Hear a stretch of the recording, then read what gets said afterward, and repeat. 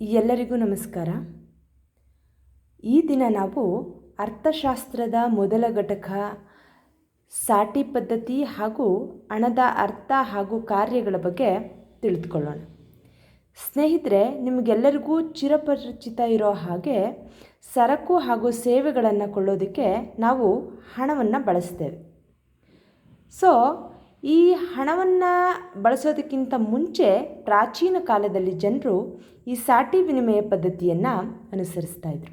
ಆದರೆ ಈ ಸಾಟಿ ವಿನಿಮಯ ಪದ್ಧತಿ ಹಲವಾರು ದೋಷಗಳಿಂದ ಕೂಡಿತ್ತು. ಸೊ ಹಾಗಾಗಿ ಕಾಲಕ್ರಮೇಣ ಹಣದ ಬಳಕೆ ಜನರಲ್ಲಿ ಶುರುವಾಯಿತು.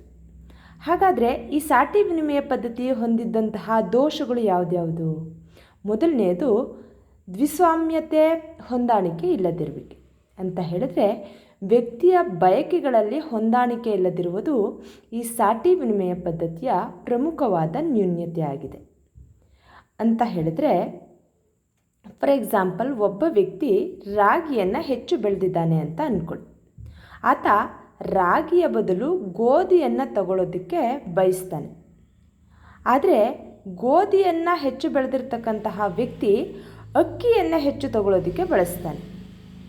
ಅದೇ ರೀತಿ ಅಕ್ಕಿಯನ್ನು ಹೆಚ್ಚು ಬೆಳೆದಿರ್ತಕ್ಕಂಥ ವ್ಯಕ್ತಿ ಬೇರೆ ಇನ್ಯಾವುದಾದರೂ ವಸ್ತುವನ್ನು ಅಥವಾ ಕಾಳುಗಳನ್ನು ಅಥವಾ ಹಸುವನ್ನು ತೆಗೆದುಕೊಳ್ಳೋದಕ್ಕೆ ಇಚ್ಛಿಸ್ತಾನೆ ಅಂತ ಅಂದ್ಕೊಳ್ಳಿ.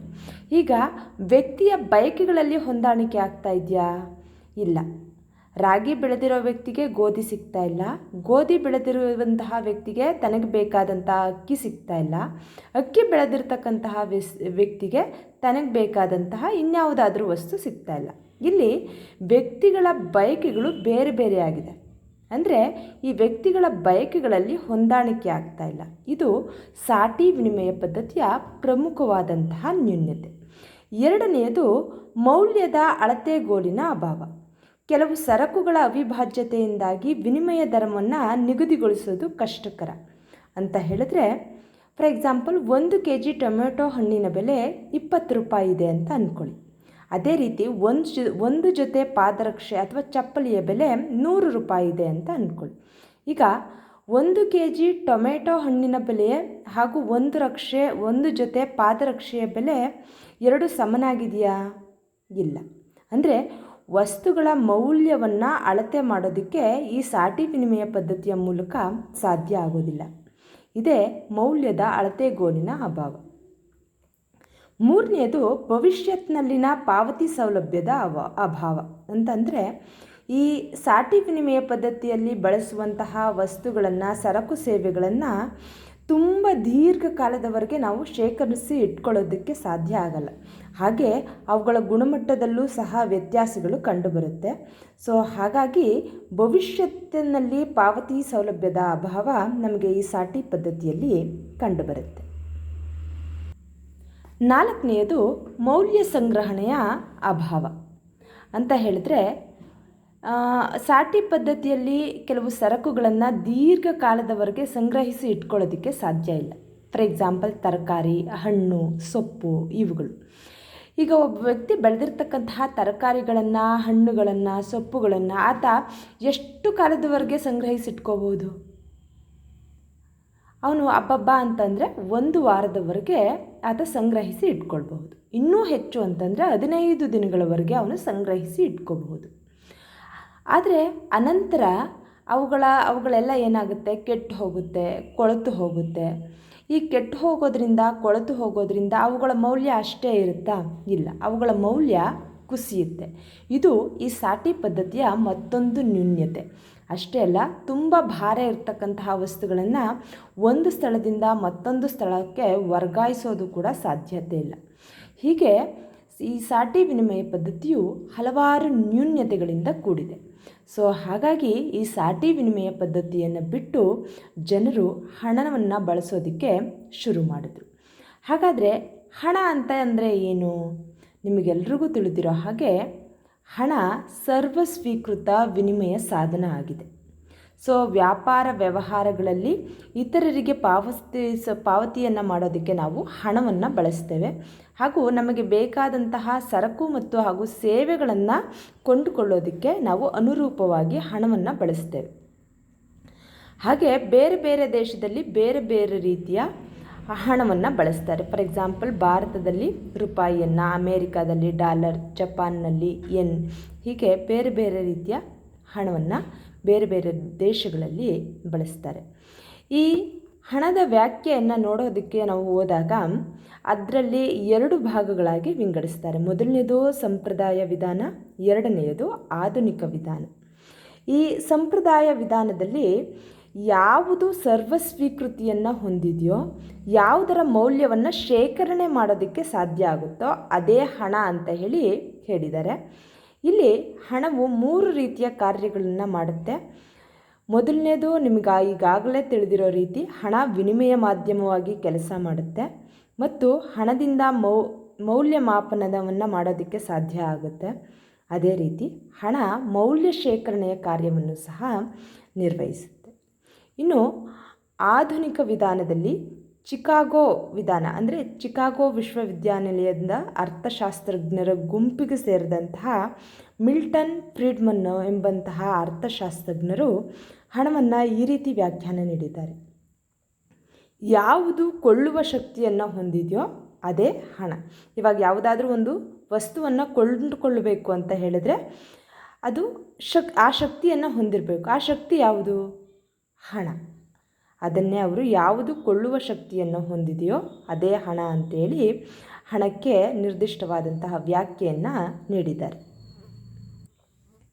ಇನ್ನು ಕೇಂದ್ರ ಬ್ಯಾಂಕಿನ ವಿಧಾನ ಅಂತ ಹೇಳಿದ್ರೆ, ಈ ವಿಧಾನದ ಪ್ರಕಾರ ಆರ್ಥಿಕತೆಯಲ್ಲಿ ದೊರೆಯುವಂತಹ ಒಟ್ಟು ಸಾಲದ ಜೊತೆಯಲ್ಲಿ ಹಣವನ್ನು ಗುರುತಿಸಲಾಗುತ್ತೆ.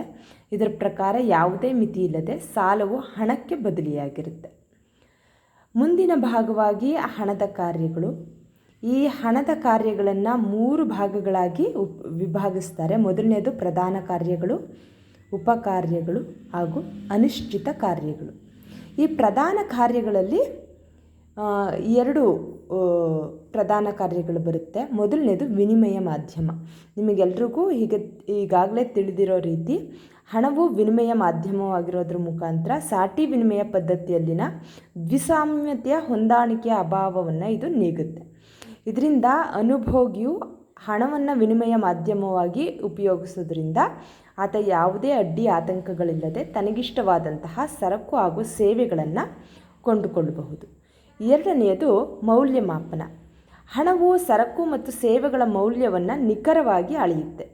ಸೊ ಯಾವುದಾದ್ರೂ ಒಂದು ವಸ್ತುವನ್ನು ನಾವು ಮೌಲ್ಯವನ್ನು ನೀಡಬಹುದು. ಫಾರ್ ಎಕ್ಸಾಂಪಲ್ 1 kg ಆಲೂಗೆಡ್ಡೆ ಬೆಲೆ 30 ರೂಪಾಯಿ, 1 kg ಟೊಮೆಟೊ ಬೆಲೆ 20 ರೂಪಾಯಿ, 1 ಜೊತೆ ಚಪ್ಪಲಿಯ ಬೆಲೆ 200 ರೂಪಾಯಿ. ಹೀಗೆ ಹಣದ ಮೂಲಕ ನಾವು ಸರಕು ಮತ್ತು ಸೇವೆಗಳ ಮೌಲ್ಯವನ್ನು ನಿಖರವಾಗಿ ಅಳತೆಯನ್ನು ಮಾಡಬಹುದು. ಇದಿಷ್ಟು ಹಣದ ಪ್ರಧಾನ ಕಾರ್ಯಗಳು. ಮುಂದಿನ ಭಾಗವಾಗಿ ಹಣದ ಉಪಕಾರ್ಯಗಳು. ಈ ಹಣದ ಉಪಕಾರ್ಯಗಳಲ್ಲಿ ಮೊದಲನೇದು ಮೌಲ್ಯ ಶೇಖರಣೆ. ಅಂದರೆ ಹಣದ ಮೂಲಕ ನಾವು ಮೌಲ್ಯ ಶೇಖರಣೆಯ ಕಾರ್ಯವನ್ನು ಮಾಡಬಹುದು. ಅಂದರೆ ಭವಿಷ್ಯತ್ತಿನಲ್ಲಿ ನಾವು ವ್ಯವಹಾರವನ್ನು ನಡೆಸಲಿಕ್ಕಾಗಿ ಹಣವನ್ನು ಶೇಖರಣೆ ಮಾಡಬಹುದು. ನಾವು ಹಣವನ್ನು ಎಷ್ಟೇ ದಿನಗಳವರೆಗೆ ಶೇಖರಣೆ ಮಾಡೋದ್ರಿಂದ ಅದು ನಾಶ ಆಗಲ್ಲ ಮತ್ತು ಕೆಟ್ಟು ಹೋಗೋದಿಲ್ಲ. ಹಾಗಾಗಿ ಭವಿಷ್ಯತ್ತಿನಲ್ಲಿ ನಮಗೆ ವ್ಯವಹಾರದ ಕಾರಣಕ್ಕಾಗಿ ಅಲ್ಲದೆ ತುರ್ತು ಪರಿಸ್ಥಿತಿಯನ್ನು ಎದುರಿಸೋದಕ್ಕೆ ಸಹ ಹಣವನ್ನು ಕೂಡಿಡಬಹುದು. ನಂತರ ಮುಂದೂಡಿದ ಪಾವತಿ ಪ್ರಮಾಣ ಅಂತ ಹೇಳಿದ್ರೆ, ಹಣವು ಪ್ರಸ್ತುತದಲ್ಲಿ ಮಾಡಿದಂತಹ ವ್ಯವಹಾರಕ್ಕೆ ಭವಿಷ್ಯತ್ತಿನಲ್ಲಿ ಮಾಡಲ್ಪಡುವ ಪಾವತಿಗೆ ಪ್ರಮಾಣಬದ್ಧವಾಗಿರುತ್ತೆ. ಅಂತ ಹೇಳಿದ್ರೆ ಹಣವು ದೀರ್ಘಕಾಲದವರೆಗೆ ಬಾಳಿಕೆ ಬರೋ ಕಾರಣದಿಂದ ಇದು ಸರ್ವಸ್ವೀಕೃತ ಲಕ್ಷಣವನ್ನು ಹೊಂದಿದೆ. ಹಾಗಾಗಿ ಮುಂದೂಡಲ್ಪಡುವಂತಹ ಪಾವತಿಗೆ ಇದು ಪ್ರಮಾಣಬದ್ಧವಾಗಿರುತ್ತೆ. ಮೂರನೇದು ಮೌಲ್ಯ ವರ್ಗಾವಣೆ. ಅಂದರೆ ಹಣವು ಆಸ್ತಿಗಳ ಮೌಲ್ಯವನ್ನು ವ್ಯಕ್ತಿಗಳಿಂದ ವ್ಯಕ್ತಿಗೆ, ಸ್ಥಳದಿಂದ ಸ್ಥಳಕ್ಕೆ ವರ್ಗಾಂತರಿಸುವಂತಹ ಕೆಲಸವನ್ನು ಮಾಡುತ್ತೆ. ಇನ್ನು ಇತರ ಕಾರ್ಯಗಳು. ಈ ಇತರ ಕಾರ್ಯಗಳಲ್ಲಿ ಮೊದಲನೇದು ದ್ರವ್ಯತೆಯುಳ್ಳ ಆಸ್ತಿ. ಅಂದರೆ ಹಣವನ್ನು ನಾವು ದ್ರವ್ಯತೆಗಳ ಮುಖಾಂತರವೂ ಏನು ಮಾಡಬಹುದು, ಸಂಪಾದನೆ ಮಾಡಬಹುದು. ಅಂದರೆ ನಮ್ಮಲ್ಲಿರ್ತಕ್ಕಂಥ ಆಸ್ತಿಯನ್ನು ನಗದು ರೂಪದಲ್ಲಿ, ಉಳಿತಾಯ ಠೇವಣಿಯ ರೂಪದಲ್ಲಿ, ಕಾಲಾವಧಿ ಠೇವಣಿ, ಬಾಂಡ್ ಇತ್ಯಾದಿ ರೂಪದಲ್ಲಿ ನಾವು ಹೊಂದಬಹುದು. ಇಂತಹ ಆಸ್ತಿಯನ್ನು ನಾವು ಹಣದ ಬದಲಿಗೆ ಬದಲಿಸಬಹುದು. ಎರಡನೆಯದು ಸಾಲ ಪದ್ಧತಿಗೆ ಆಧಾರ ಅಂತ ಹೇಳಿದ್ರೆ, ಹಣವಿಲ್ಲದೆ ಸಾಲದ ಉಪಕರಣಗಳಾದಂತಹ ಚೆಕ್, ಡ್ರಾಫ್ಟ್ ಇತ್ಯಾದಿಗಳು ಅನುಪಯುಕ್ತ ಆಗುತ್ತೆ. ಸೊ ಹಾಗಾಗಿ ಬ್ಯಾಂಕ್ಗಳು ನೀಡಲ್ಪಡುವಂತಹ ಇಂತಹ ಸಾಲ ಉಪಕರಣಗಳು ಯಾವಾಗಲೂ ಹಣದ ಭರವಸೆಯಿಂದ ಕೂಡಿರುತ್ತೆ. ಹಾಗಾಗಿ ಹಣ ಸಾಲ ಪದ್ಧತಿಗೆ ಆಧಾರವಾಗಿದೆ. ಮೂರನೇದು ಹಣ ಮತ್ತು ಉತ್ಪಾದನಾ ಸಾಮರ್ಥ್ಯ ಹಾಗೂ ಉಪಯುಕ್ತತೆಗಳ ನಡುವೆ ಸಮತೋಲನ ಅಂತ ಹೇಳಿದರೆ, ಇಲ್ಲಿ ಹಣವು ಅನುಭೋಗಿಯ ನಡುವೆ ಮತ್ತು ಉತ್ಪಾದಕನ ನಡುವೆ ಸೀಮಾಂತ ತುಷ್ಟಿಗುಣದ ಸಮತೋಲನವನ್ನು ಉಂಟು ಮಾಡುತ್ತೆ ಅಂತ ಹೇಳಿದ್ರೆ, ಇಲ್ಲಿ ಉತ್ಪಾದಕ ತಾನು ಉತ್ಪಾದಿಸಿರುವಂತಹ ವಸ್ತುಗಳಿಗೆ ಅಧಿಕ ಲಾಭವನ್ನು ಪಡೆಯೋದಕ್ಕೆ ಇಚ್ಛೆ ಪಡ್ತಾನೆ. ಅದೇ ರೀತಿ ಅನುಭೋಗಿ ತಾನು ತೆಗೆದುಕೊಂಡಿರ್ತಕ್ಕಂತಹ ವಸ್ತುಗಳಿಂದ ಗರಿಷ್ಠ ತೃಪ್ತಿಯನ್ನು ಪಡೆಯೋದಕ್ಕೆ ಇಚ್ಛೆ ಪಡ್ತಾನೆ. ಸೊ ಫಾರ್ ಎಕ್ಸಾಂಪಲ್, ಒಂದು ಮಾವಿನ ಹಣ್ಣು ಅಂತ ಅಂದ್ಕೊಳ್ಳಿ. ಈಗ ಮಾವಿನ ಹಣ್ಣನ್ನು ಬೆಳೆದಿರ್ತಕ್ಕಂಥ ಉತ್ಪಾದಕ ಅದಕ್ಕೆ ಒಳ್ಳೆ ಬೆಲೆ ಸಿಗಲಿ ಅಂತ ಬಯಸ್ತಾನೆ. ಹಾಗೆ ಮಾವಿನ ಹಣ್ಣನ್ನು ಕೊಂಡುಕೊಳ್ಳುವಂತಹ ಅನುಭೋಗಿ ಆ ಹಣ್ಣಿನಿಂದ ಗರಿಷ್ಠ ತೃಪ್ತಿಯನ್ನು ಪಡೆಯೋದಕ್ಕೆ ಇಚ್ಛಿಸ್ತಾನೆ.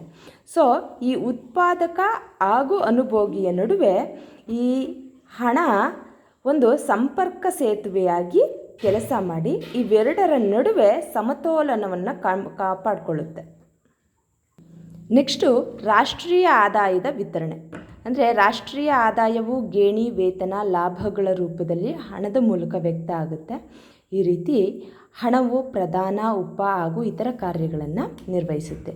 ಬಹುಶಃ ಇದರಲ್ಲಿರ್ತಕ್ಕಂತಹ ಎಲ್ಲ ವಿಷಯಗಳು ನಿಮಗೆ ಅರ್ಥ ಆಗಿದೆ ಅಂತ ತಿಳ್ಕೊಂಡು ಈ ವಿಡಿಯೋವನ್ನು ಇಲ್ಲಿಗೆ ಮುಗಿಸ್ತೇನೆ. ನಮಸ್ಕಾರ.